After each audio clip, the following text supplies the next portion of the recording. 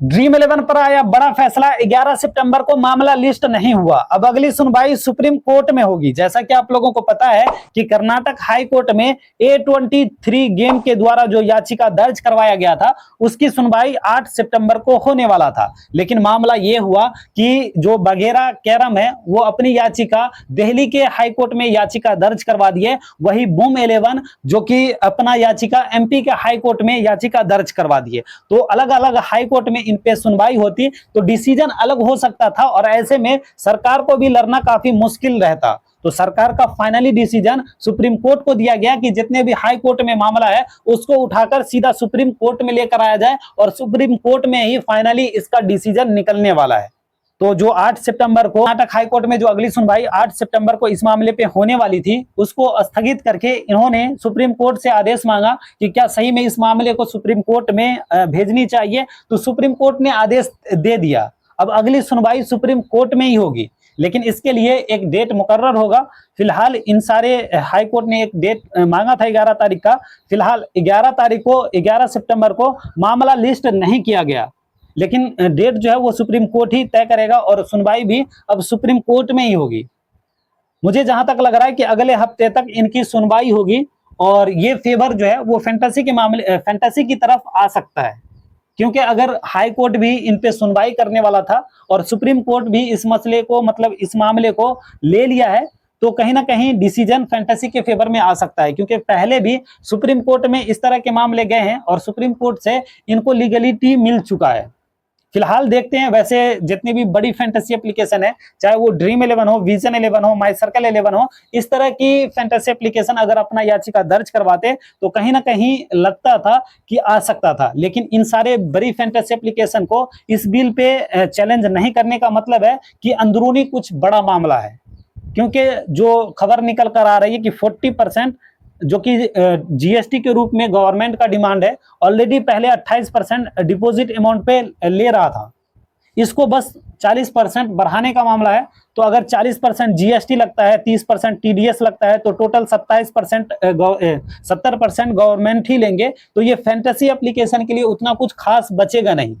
यही रीजन है कि ये सारी फैंटेसी एप्लीकेशन किसी तरह का कोई चैलेंज नहीं किया है और इस महीने में कहीं भी पेड कॉन्टेस्ट नहीं चल रहा है। तो जितने भी टैक्स के रूप में गवर्नमेंट को मिल रहा था तो वो कुछ नहीं मिलेगा। तो हो सकता है कि कहीं ना कहीं गवर्नमेंट इसके फेवर में आ सके।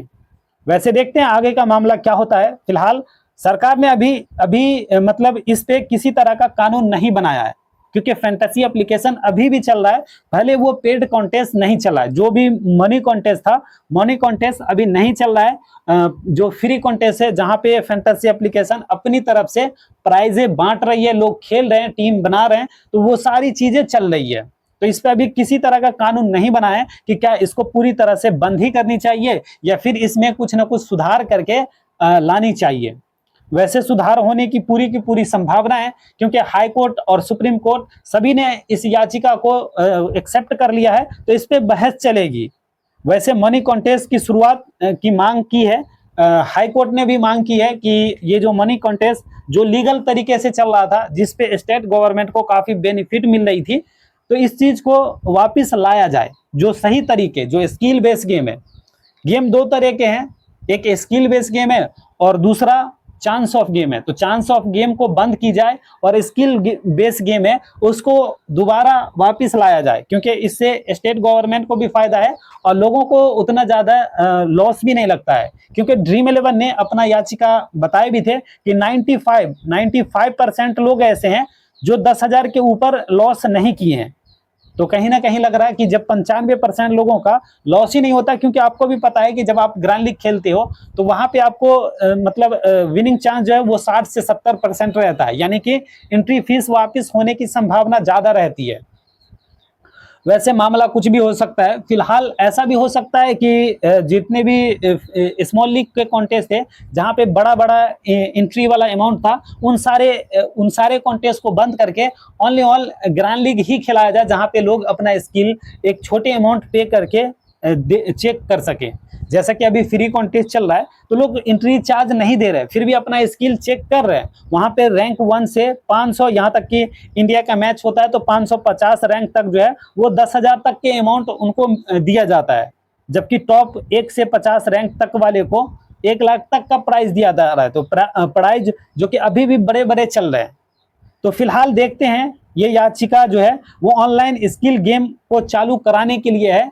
और क्योंकि जितने भी फैंटेसी एप्लीकेशन है उन्होंने अपना याचिका जो दर्ज करवाए हैं वो स्किल बेस मानकर ही दर्ज करवाए हैं, क्योंकि सरकार एक तरह से बोल रहे हैं कि ये जितनी भी फैंटेसी या जितने भी ऑनलाइन पेमेंट पे आधारित गेम है वो सीधा सीधा वो मतलब गेमलिंग कराते हैं, गेम नहीं खिलाकर वो गेमलिंग कराते हैं। और यही रीजन है कि जो promotion and regulation of online gaming bill pass करा गया है लोकसभा में, वो इसी चीज को मानकर पास कराया गया कि जितने भी गेमिंग ऐप है जो पेमेंट पे आधारित है वो गेम ना खिलाकर वो गेमलिंग करा रहे हैं।